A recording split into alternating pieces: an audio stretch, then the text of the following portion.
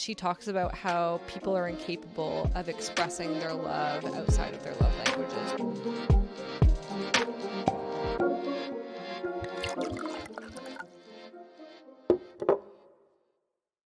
Hello, welcome back to Straight Up Book Club. So today we're going to be talking about Melissa Broder's Death Valley. So the second half of this book.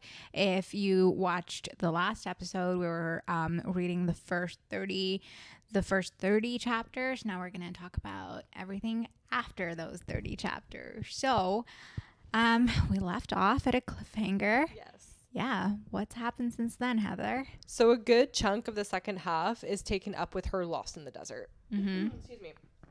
So she kind of does a bunch of things. I was kind of surprised with how good she was at survival tactics, judging by the type of person she paints herself as.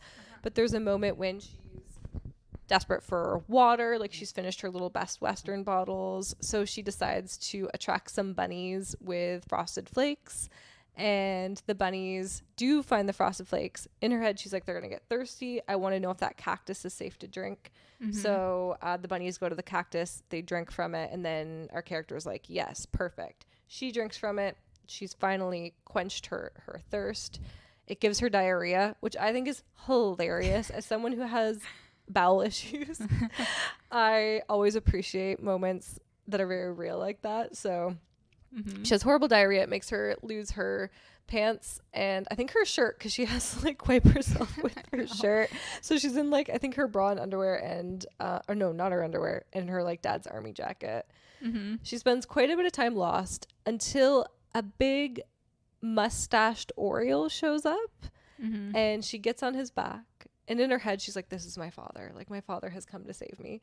She gets on his back. He flies away. He has, like, a wound in his neck. And she's worried that she's, like, hurting the neck because she's riding on the bird. And the bird drops her off at the head of the trail where she started.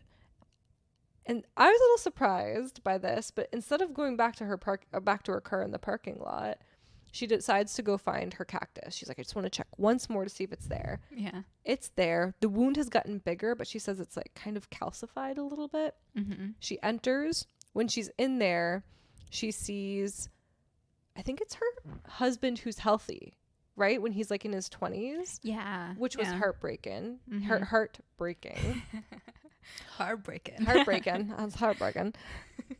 First, though, if I remember right, before she sees her husband who's healthy, she sees her father who's dead. And she kind of knows. She's like, my father's dead. And he's dressed up in his funeral attire, his yarmulke. The bar mitzvah suit, right? Oh, maybe. Bar mitzvah's when you're 13. Yeah, but he was in his own bar mitzvah suit? I thought so. Was he? I don't know. I might be misremembering, but I thought like there was like a mini version of him, like a doll. That's what it is. A tiny little, it is a small version. And she digs a grave for him with her rocks. She has her 3 rocks, like pink, something, and gray, right? And gray is the one. Pink, egg, and gray. And gray is the one. She talks to them. And she uses gray to kind of like dig a little hole for her father. But in doing so, she cries so much tears that it turns into a river, which reminded me so much of Alice in Wonderland. This moment when she's like crying and she's almost like drowning in her tears. It reminded me one of my favorite books from when I was a kid, and movies. And then she sees her husband, the healthy. She leaves the cactus at the end. I think she's kind of like found peace. And she kind of questions if it was ever there. But then she's like, well, it must have been there because how else would I have found like my grab and go bag and my rocks and whatever? And she tells herself it was. When she's close to getting back to her car, she sees Jethra and Zip off in the distance who are looking for her. Yeah. And she throws one of her rocks at them. And as soon as it hits Zip, she passes out. And then the next moment we see her, she's in the hospital. Finally in the hospital. She's been fantasizing about being in the hospital for quite some time. And when she's there, she FaceTimes her dad, who's alive. And her husband shows up. He's walking, which is hard for him. And he gets into bed, and the two of them.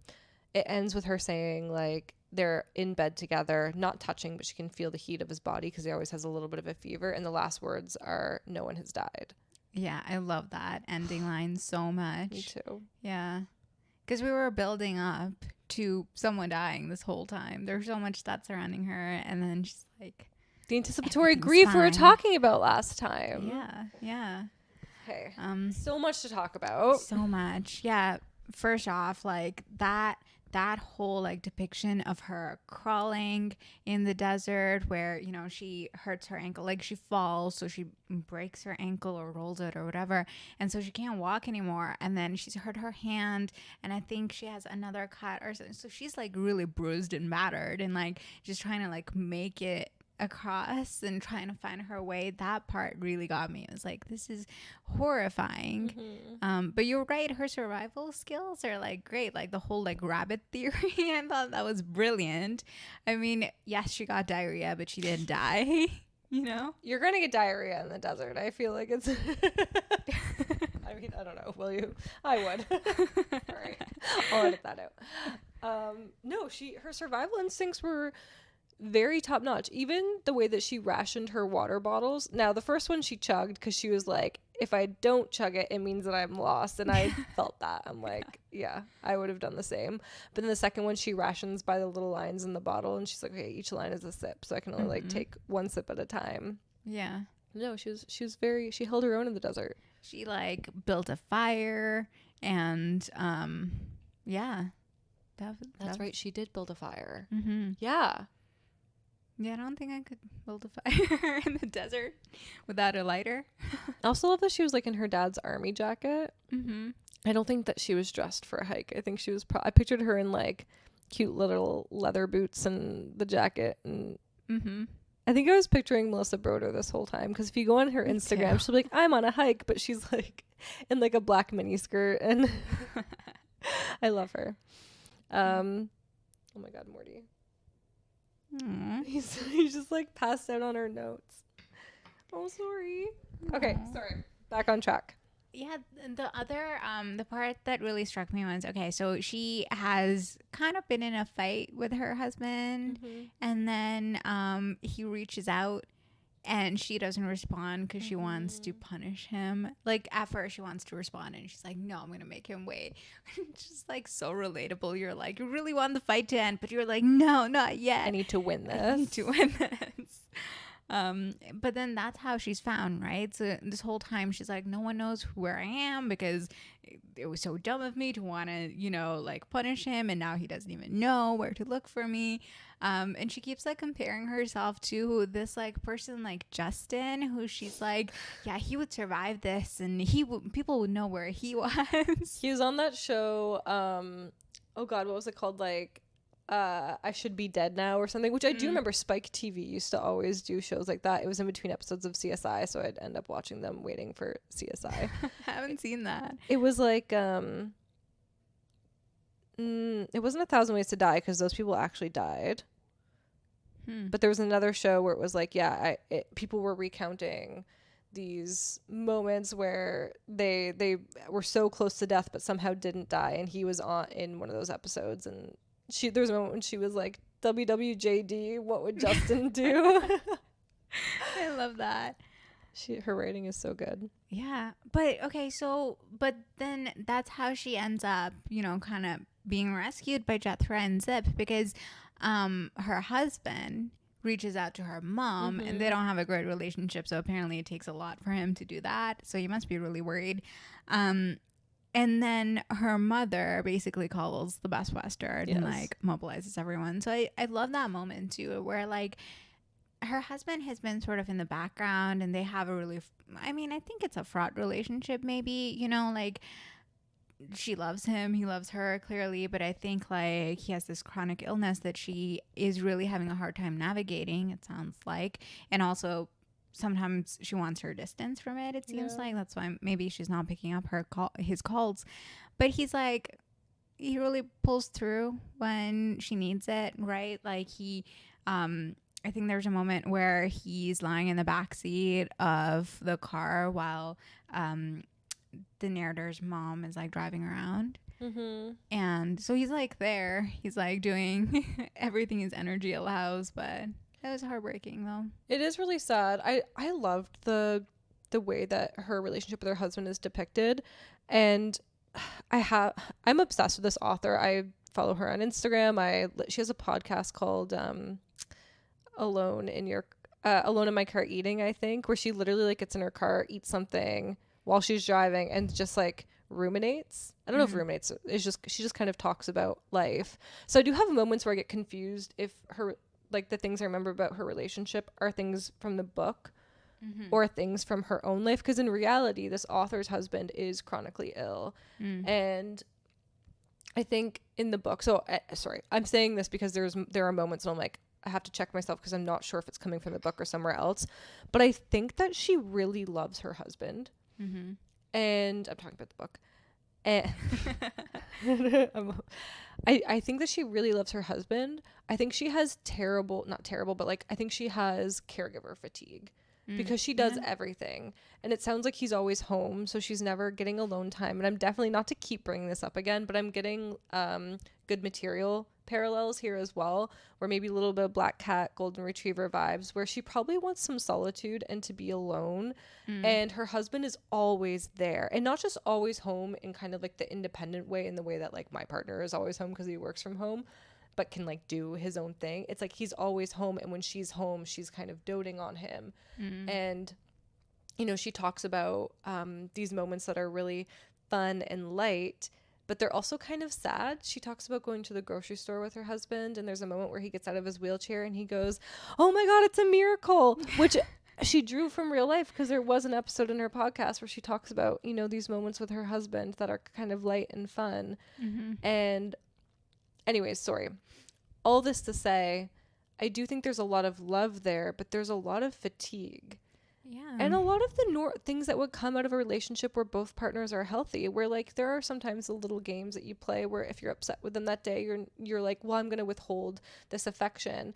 Not that it's mature, but I think we'd be lying if we said we didn't all do it. Like, how many times have I been like, I'm not saying I love you when I go for my run, and then halfway through the run I'm like, I could die right now. What was I thinking? Always say you love them before you leave. Yeah. But you know, there's these like little power moves that we make that are very human, but I think that she feels so much shame and guilt around them. What did you think about her? Yeah, sorry, I'm going too long there. No, that's so funny about the I love you before the run, because it's like, that's so me too, you know, like I'll be like grumpy and I have to go somewhere and I don't want to leave without saying I love you either. I'm like, I love you. You're like, yeah, you're like not really saying it. Or if you don't say it, you leave, and 5 minutes later you're like, what have I done? You're like, I love you in the text message. You never know what might happen. Like, it's important. That's a Bible verse that I still abide by, even though I'm not religious anymore. But something like, never let the sun go down on your anger. I really believe that, because you never know what could happen. And this is case in point. She gets lost in the desert after like playing this like little mind game with her husband. And I say that lightly, in a way where, you know, people do it. It's just unfortunate that she got lost in the desert after that. And yeah. No, you're right. So reading this as well, it's very meta almost, because like she's writing a book too. I mean, in the book, the narrator is also writing a book and making all these decisions and like what's supposed to go, what should go in the book or not. And she's like, talking about the cactus, I think, like, should the cactus go in the book? And then there's another moment, and it's really interesting because then we see her finding out on like, was it Twitter, where she sees like a book launch announcement. Yes. And she's like, oh shit, like this person's book is also about a tree, and like I have a cactus in mine, is that okay? But like those 3 layers are so interesting, you know. So I can see like Melissa Broder having the same like sort of internal dialogue, like what should go in this book. You know, I loved that. Yeah, no, I was just like, it's so like, so it might be that most of what she's lived is making it in the book, and then maybe it is a little bit tweaked, maybe it's not, maybe it's exactly how it happened. But I think that's kind of the fun of not knowing. I loved that. I loved oh, are you done with us? No, you're not. Just getting comfy. I loved knowing her through like her articles and podcasts and Instagram and stuff like that. And obviously it's a parasocial relationship. I don't actually know her, but you know, getting these little glimpses into her life. Bye. And then reading, it almost felt like I was reading about her trying to write this book, which is just, is that not a writer's dream to read about a writer writing a book? Like, I just feel like it was, and it was so well written. Sorry, I keep saying that, but I really love this book. Yeah, I loved it. I just like love her kind of, everything is so visceral, you know, like a lot of the descriptions of everything around her, of the cactus, of these very just like tactile moments that like you can like really feel them, you know, like, and it sounds like you picked up on things that I didn't either. Like the descriptions, like they're very, very detailed. Like when you were talking about the tears creating a river, like that's not something I picked up on. And it's like, because there's just so much rich detail, so much, it's kind of impossible to like keep it all. I think it's one I'd probably read again to find those little details. It felt like there was just always, even though it was, okay, the book, you could say in a sentence, a woman gets lost in the desert while dealing with her sick husband and sick father. Yeah. That's it. That's what it is. But there's just so much going on in her head, because there's not a lot of dialogue. All of her dialogue is happening like through FaceTime, through Reddit threads, through these like weird exchanges at the Best Western. Like it's very much in her head. There's also a lot of, sorry, this is a little bit of a tangent, but there's so many brands in this book, which I feel like you don't see. Like she talks about Amazon, and then at the very beginning she's going to pick up, I think, like a couple Red Bull. Best Western is another one. Like I feel like, I don't know, it just felt very real, which is funny because it's also magic at certain points. Sorry, such a tangent. That's so interesting. Like, yeah, you're right. And it's almost like, I feel like that didn't stick out to me because I was like, yeah, that's like a life that I can relate to in a way. You know what I mean? So it's like, it's almost like it adds this like sense of normalcy where everything else is like, you know, falling apart or like really high stress or really, I don't know. Maybe it serves that role. I'm not sure.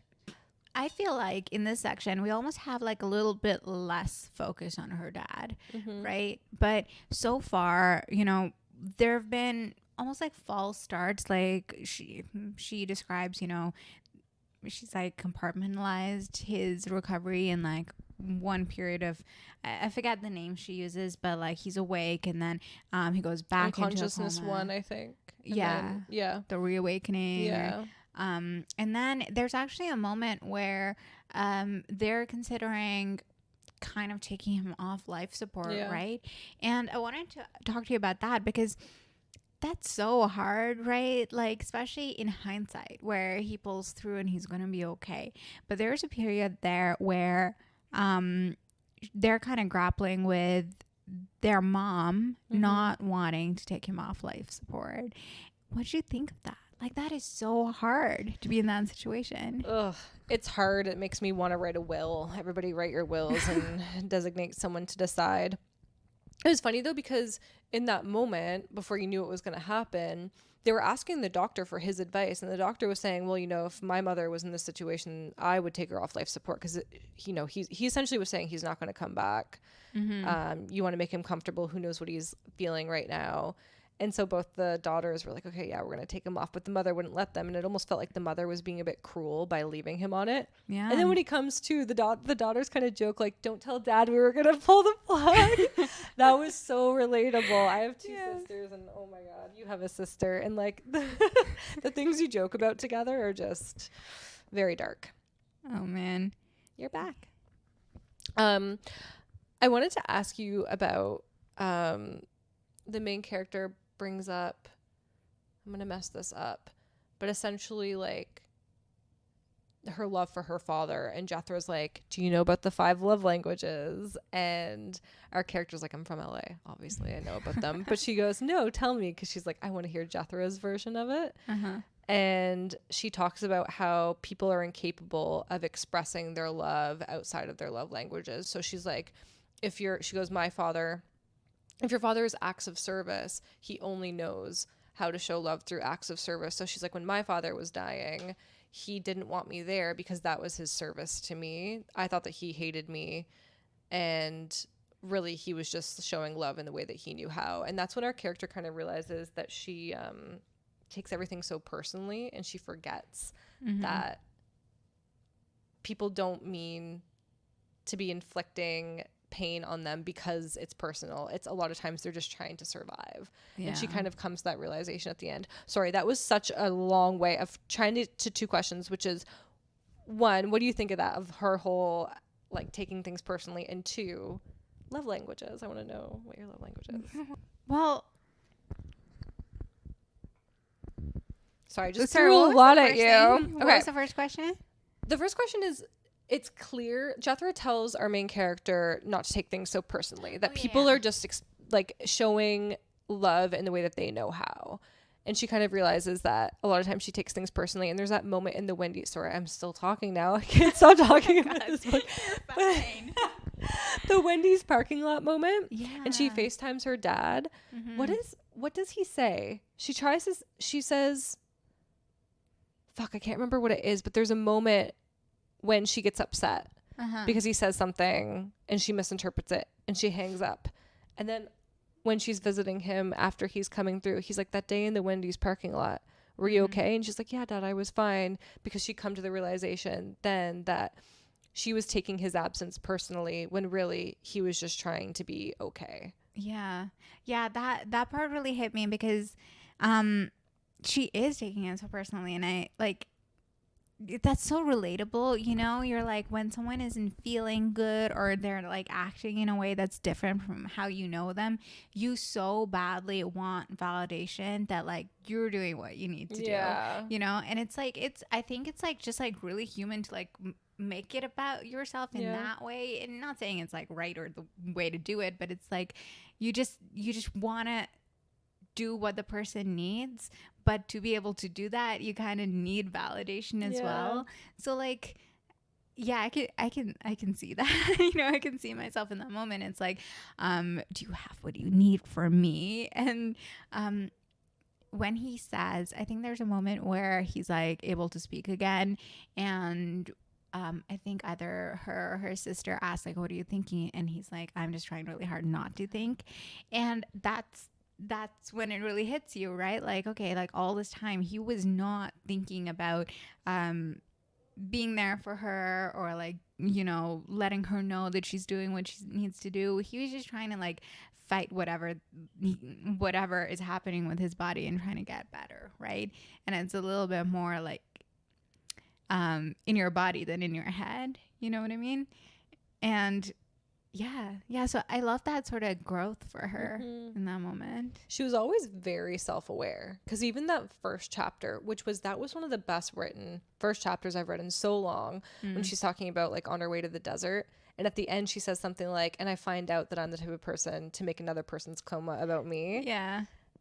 She really taps into these human insights that I think none of us want to admit about ourselves. The ones like the feelings that are a little too like, oh, I'm fine with admitting that I experience like grief and sadness and this, but I don't want to admit that I'm actually like very selfish sometimes. And she's very, but then selfish isn't the fair thing to say, because at the end of the day, it's her experience and her feelings with things. And obviously if you're in your head, you are thinking about the way that you process things, you're experiencing things through your own reality. So I don't think it's fair to say selfish, but yeah, all this to say she's very self-aware, and in the end she makes peace with that, if that makes sense. Yeah, she does. And I think it also ties to, like, she says earlier on that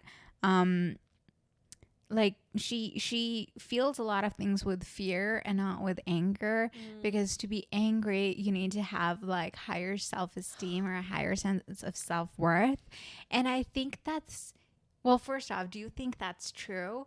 And also, I mean, maybe that's what it is. Maybe that's why she's making it all about her, because she can't be angry. First she needs the validation to like feel better about herself, and then she can get to a place of anger.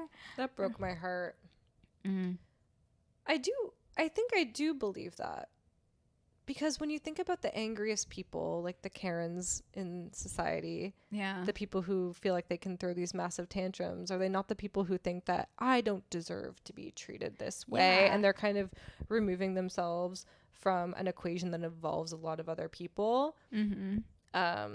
So yes, I think I do believe that. Yeah. But that also just made me really sad because I'm like, okay, she has no self-esteem or self-worth here. Like, I think, but it's funny. Funny's not the right word, but I think that she's so self-aware and so caught up in the grief of other people that by including herself in it at all, she inherently thinks that she's selfish or thinks that she is making things about herself. She doesn't cut herself enough slack, that's for sure. And she says that. She's like, if I cut myself any slack, I think I will die. Yeah. It always goes back to dying. It does. But in the end, nobody dies. Yeah. Oh, I love it. But, okay, to answer your question about the love languages, though. I love that was a subject matter in this book. Yeah. So LA. I know. And also that's in the book club notes of that yes, too, it which is nice. So I think, okay, first off, I don't agree that you can't change your love language. Like, I think you can alter how you show up for the people you care about, right? Like, for example, like, I think my love language in, like, how I do things for people is, like, acts of service. And I actually want that back as well, you know? So I don't know if that's true. Like, for most people, like, do you want the same towards you as you do for other people? I think it is our default. Okay. I think we all... Because I only learned about love languages, I don't know, maybe 5 years ago. And that's when I started realizing that I do need to alter it for certain people. But I'm same acts of service through and through. And that's how I tend to show up for other people too. Not everybody wants that though. Yeah. And that's something I've had to deal with. Me too. So I believe, I guess, to answer your question, like, I do believe that what we want doesn't change, but how we show up for other people can change if we're aware of it. Yeah. Like, I would never think that words of affirmation makes any sense in my own reality because I've heard people say things but then they don't show it, so I don't believe it. But I have people in my life where, like, I need to be told that I'm worthwhile, that I'm valuable. And so it kind of, like, hit me. I'm like, oh shit, I do need to show up for the people who need that in that way. Yeah, for me too, like, my partner, his love language is physical touch. And I'm not really... Men are so physical touch. Sorry, I feel like it's a stereotype, but I feel like it's a true one. Sorry, keep going. Like, he wants to be holding hands. Like, he wants, like, to, I don't know, be touching. And that was something I've had to learn, you know, because it makes him happy. And it's like, I want to, you know, show up in his love language as well. And it's like, now, like, sometimes, like, it happens by default, but, like, other times I make more of an effort. So I think you can sort of alter that in some way, but it doesn't mean that your defaults are changing or, like, what you need is changing. It's just more like, just because your love language is one kind doesn't mean that you're only gonna have a good dynamic with someone that shares your love language, right? So you need to find a way to balance that. Like, once in a while, like, words of affirmation are nice, but it's not like, it's not so much like, oh, you're so smart and you're so pretty. It's more just like see what you're doing and validating it through words. Yeah. You know what I mean? So it's like, for example, if, like, you're doing these, like, acts of service, if someone, like, acknowledges it, that goes a long way. That's a good point. Maybe I do appreciate words of affirmation more than I realize. Maybe our love languages are more flexible than we think. I don't know. Maybe they are. I'm also a big quality time person. Yeah. Like, I'm very, like, you know, if I'm with someone, I want our phones to be away and us be together. Like, it's really funny. Like, do you notice that? Like, you'll go out, I don't know, for dinner with, like, one friend and they'll just be, like, on their phone and you're kind of like, okay. And you leave and you're kind of sad. And then you'll go with some people and it's like, you know, I feel like we're like that. Like, we're not on our phone at all. Like, at all. Yeah. And to the point where it's like, shit, I should probably let my partner know I'm alive. I don't know. Yeah. It's interesting how, Yeah. Anyways, sorry.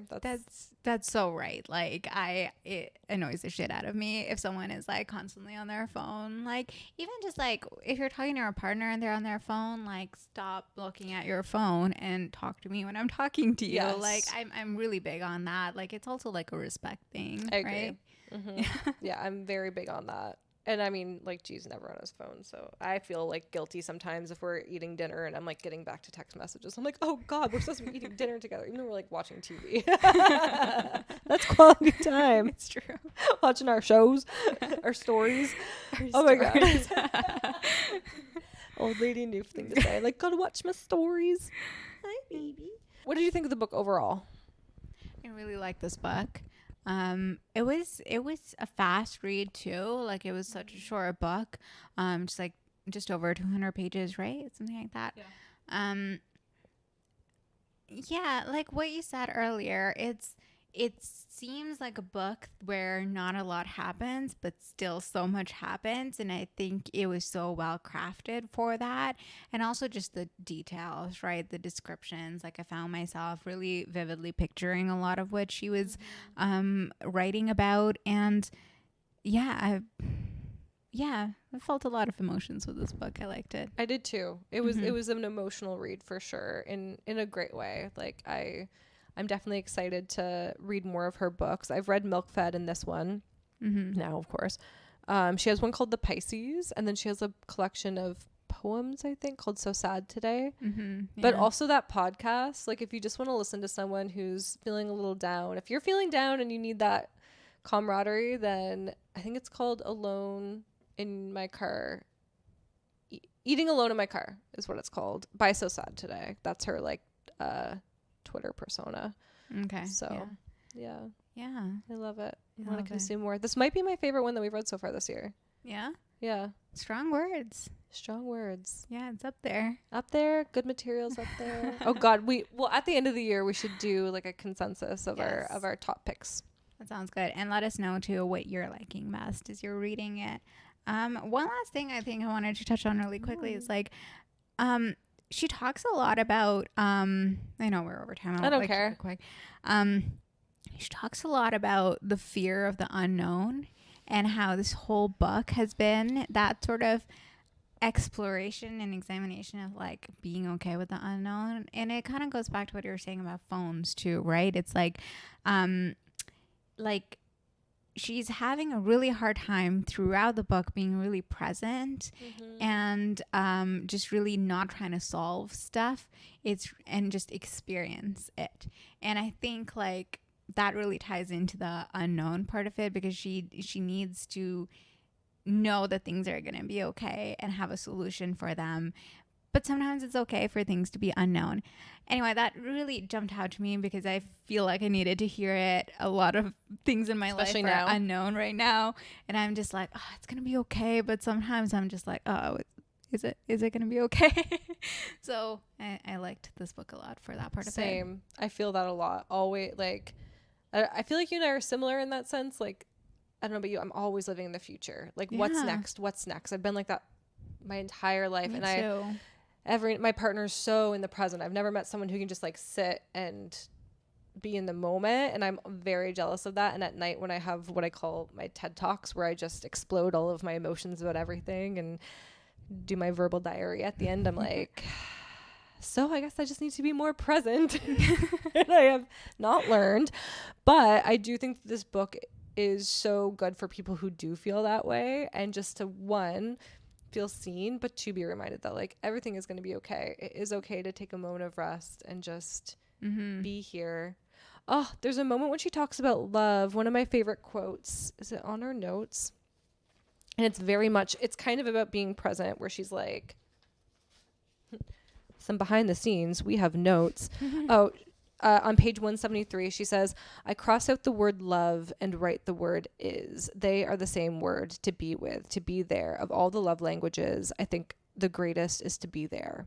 The greatest of languages, to be here for, to have been there with love. Oh, doesn't that want to make you bawl your eyes out? But that is like, there's some like love is, it is. It's you're there, you're present. It's beautiful. It's quality time. Yeah. Changing my love language.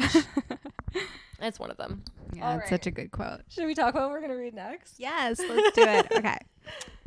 Oh, sorry. I got scared of the fly on my coffee. My titty mug. And my cactus shirt. I'm trying to be on theme. Michigan last time, or 2 times ago. Cactus today. I forgot I owned this shirt and was like, oh my God, there's a cactus. It's got the flowers and the cacti too. It's great. I love it. I'll have to find a murdery shirt for the next one. I don't actually know if there's murder in this, but tell us, Nat. Okay, I don't know if this is gonna show up properly, but it's on my Kindle today. It's called First Lie Wins by Ashley Elston. And yeah, this is one of Reese's book club picks, and I've been seeing this book everywhere too over the last few months. It's the bright green and bright blue one. But yeah, it's a thriller, and looks to be about this woman who seems like she's got the perfect life. And I think it's set in the South. Yeah. A little bit of vacation for you with your bugs. But basically, yeah, this person doesn't exist. So is it about, is she in witness protection? What's going on? Yeah, is she a spy? It means. Yeah. I'm excited. I can't wait. So we're going to read the first 16 chapters, right? Yeah. Yeah. And tune in next time and we'll talk about that half. Yay. See you at book club. See you then. Bye. Bye.